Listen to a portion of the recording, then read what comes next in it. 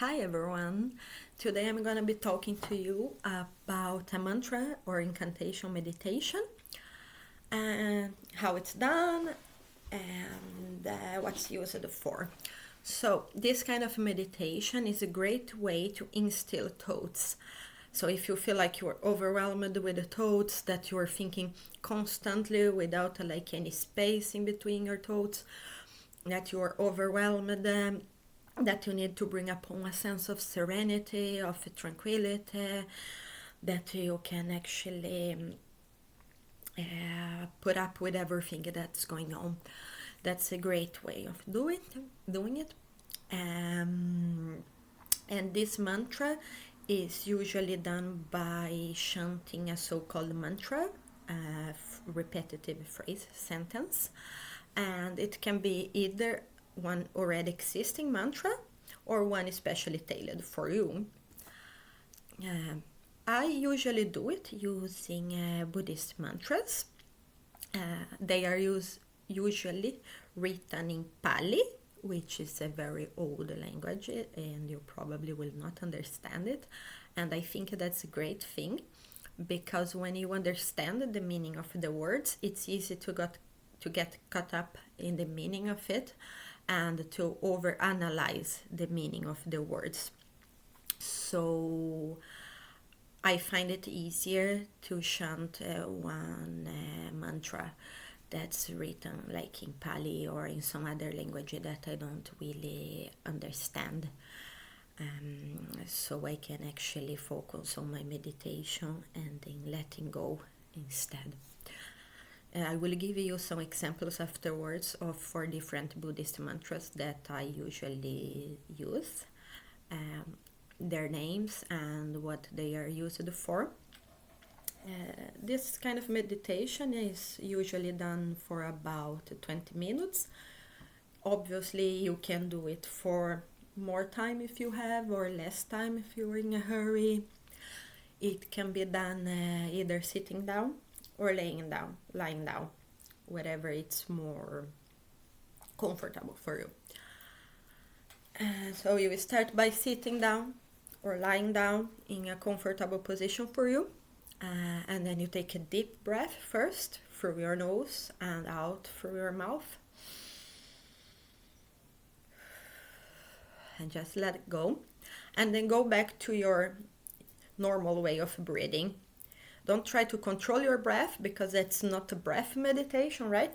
It's a mantra meditation, so the purpose is not to control your breath. So just go back to breathing in your natural way. Observe it, but don't control it. And then as soon as you feel like that you feel comfortable, you start chanting the mantra, repeating that phrase Om again. And as you in the beginning, it might be difficult. There might be a lot of like thoughts and feelings, emotions. Maybe you're gonna be concentrating on the sounds around you or anything else. But as you repeat this mantra, you will probably notice that your thought frequency will decrease a lot, and you're gonna be able to concentrate more and more in the mantra, and you're gonna start feeling relaxed, probably, hopefully, in your body and in your mind as well. The great thing with the practice of mantra meditation for me, which I have always been a person like it that thought too much. I think like I was constantly overstimulating my mind, and it felt like I had never any peace within me. I was always thinking, even when I wanted to rest. My thoughts wouldn't stop, and it wouldn't give me any rest. So I was overtired, and I couldn't concentrate on things when I needed to. But as you start practicing this mantra, you will probably notice much more space between your thoughts, that you're thought frequency is not like that intensive anymore, you know, that you have actually, space between the thoughts.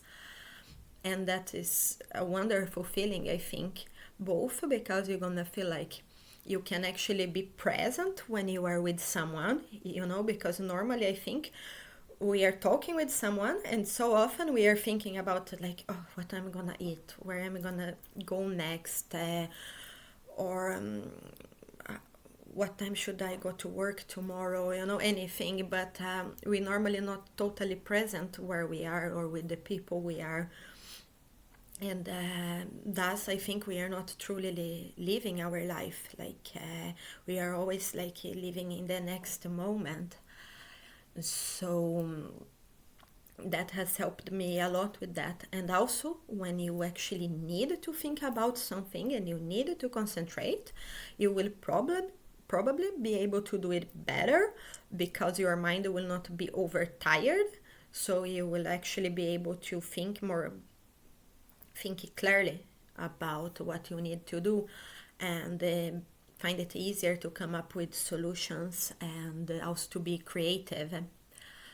So yeah, now I'm gonna give you some example of the mantras that I usually use in my meditations, and what they're called and what they are usually used for.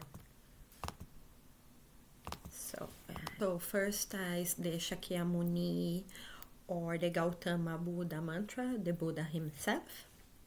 And that mantra is,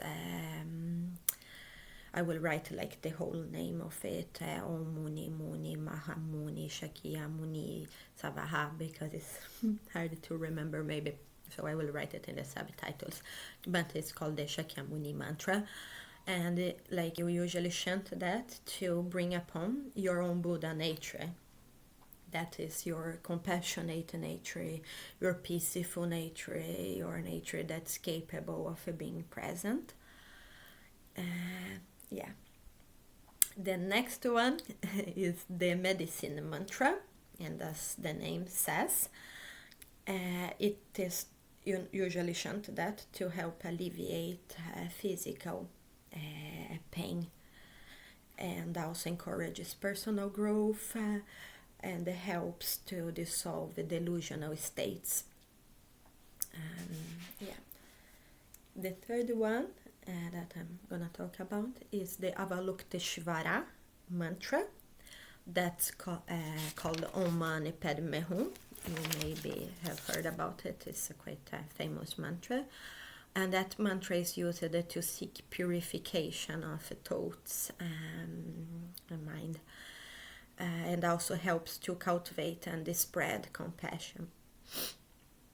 The fourth mantra I want to talk about is the green Tara.